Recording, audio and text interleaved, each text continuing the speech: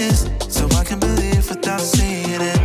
Ooh, that you're right there, always right by my side. You're right there, when it's dark, you're my light. You're right there, in the day and at night. You're right there, yeah, no matter what. When I'm lost, you show the way. You are with me every day, every place, everywhere. I know that you'll be there. It may be hard to understand it, but you know just what the plan is, so I can believe without seeing it, without seeing it. You're right there, always right by my side. You're right there, when it's dark, you're my light. You're right there, in the day and at night. You're right there, yeah, no matter what, no matter what, no matter what, yeah, no matter what. I know you're moving, I'm gonna follow. I know you're moving, so I'm gonna follow. Yeah, I know you're moving, so I'm gonna follow. I know you're moving, so I'm gonna follow. You're right there, always right by my side. You're right there, when it's dark, you're my light. You're right there, in the day and at night. You're right there, yeah, no matter what.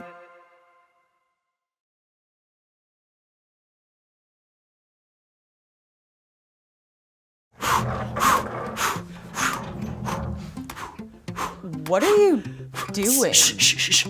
Drum roll, please. Okay. Water. Freeze. Rats. What was supposed to happen? I was trying to use my Aqua Guy superpower so I could freeze the water and walk across, but it didn't work. Oh, Sebastian. Welcome to Story Lab. This week, we're taking a look at the story of someone who crossed some epic waters, but not on foot. It's kind of cold.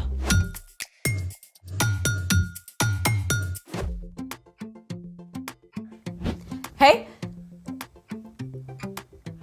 Oh, I'm Skylar. and I'm Sebastian. We're talking about ways we can see God at work in history and how we can see God at work right now. How awesome would it be if God worked right now to freeze that water? Well, it's true that Jesus helped Peter walk on water. And God parted the Red Sea for Moses and the Israelites. Plus, God made water pour from a rock in the desert. I think God likes water. God actually has given us some superpowers when it comes to water. For real? The superpower of science! Let's try it.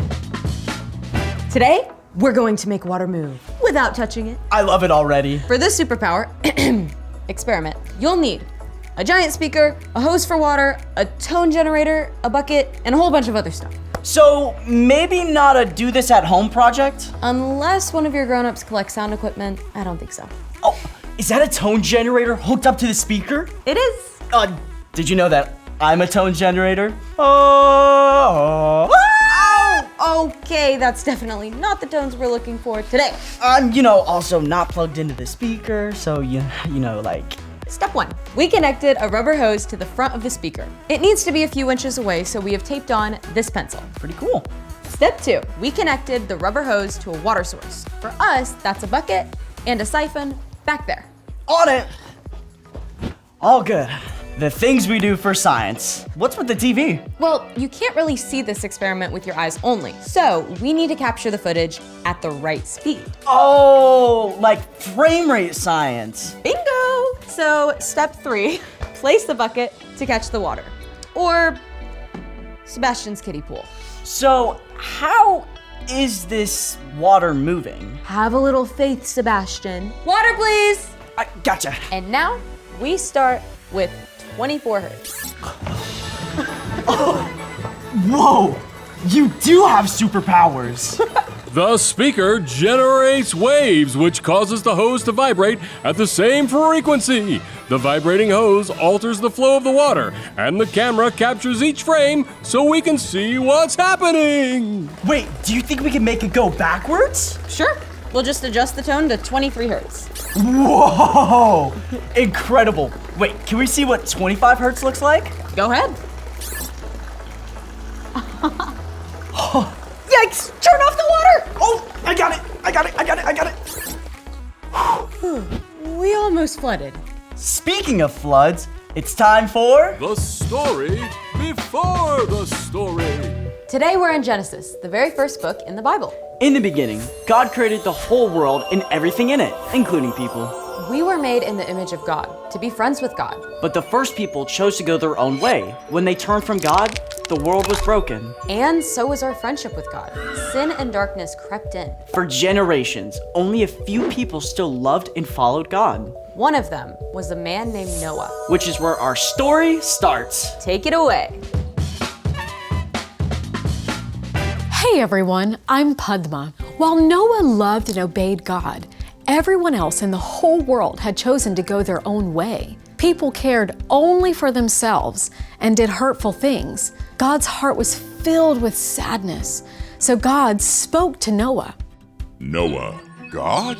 I am going to bring a flood on the earth. It will destroy all life under the sky, but I will make my covenant with you. So make yourself an ark out of cypress wood. An ark is a boat, and the ark God wanted Noah to build was ginormous. The ark has to be 450 feet long. It has to be 75 feet wide and 45 feet high. Think about it this way. The ark was longer than 2 giant airplanes. That's big. Then God told Noah what would happen after the ark was finished. Bring a male and a female of every living thing into the ark. They will be kept alive with you. Take every kind of food that you will need. It will rain for 40 days and 40 nights. Noah got to work on the ark just as God had told him. It likely took Noah and his family decades to complete the ark by hand with no power tools or machines. But Noah was faithful to keep on going, even though he didn't understand exactly how it would all work out. When the ark was finally finished, God sent pairs of every animal on earth, along with 7 of some special animals. Noah entered the ark along with his wife and 3 sons and their wives and all those animals. Once they were all inside, God shut the door, and then that's when the rain came. It rained hard for 40 days and 40 nights. The floodwaters rose higher and higher until even the highest mountains on earth were covered. Everything on earth was gone. Only Noah's family and the animals were saved. And even after the rain stopped, the flood covered the earth for 150 days. 6 months with all those animals and people crammed together? Whew! Dinner, Noah. Eggs? Again? Who can even eat with the way this place smells? No showers, no fresh air, and definitely no video games. Talk about cabin fever. It took a long time for all those floodwaters to go down, but at last, on the 17th day of the 7th month, the ark came to rest on the mountains of Ararat. But Noah and his family had stayed in the ark several more months as the waters continued to dry up. At last, Noah sent out several birds to see if there was dry land. When the final bird, a dove, did not return, Noah knew there was dry land with growing plants. Finally, about a year after the rain began, God told Noah, Come out of the ark. Animals and people together streamed out of the ark into the sunshine and fresh air. Noah was so thankful and relieved that he built an altar and made a sacrifice to honor God. Then God spoke to Noah again. I am now making my covenant with you and with all your children. A flood will never again destroy the earth. Here is the sign of the covenant. I have put my rainbow in the clouds. It will be the sign of the covenant between me and the earth. Through many long years of building the ark and through the epic flood, Noah chose to trust God, even when he didn't understand God's plan. And God fulfilled the promise to Noah, keeping him and his family safe through the flood. The end. I get cabin fever if I'm in my home for a whole day. And Noah's family was in that ark for more than a year. It must have been such a huge relief to actually get out into the fresh air on the dry ground again. So, what's our part in this story? Noah had been following God long enough to know that God is faithful. So, when God said, "Build an ark," Noah chose to trust and obey God. Noah had faith. Faith is trusting in something that you can't see because of what you can see. Noah had seen enough of God's work to trust God's promise. But we have even more to go on than Noah. We have all the stories in Scripture to see how God has been faithful to keep promises. To start with, God promised to never again flood the entire earth. You can remember this every time you see a rainbow. And God has promised to always be with us, even when we face big things that we don't understand. Like if you're super stressed about a project in school, you can trust that God will be with you every step of the way. Or your family just moved and you have to start at a new school and you don't know anyone. Even if you don't know why you had to leave your friends, you can trust God is always with you. And that God is still at work. Jesus himself had to trust God's plan to save the whole world, even when it was epic and difficult. Hey, that's another promise kept. God promised to rescue us. And then God sent Jesus so we can be with God forever. You've definitely got it. See you next time.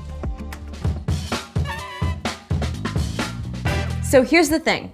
You can trust God even when you don't understand.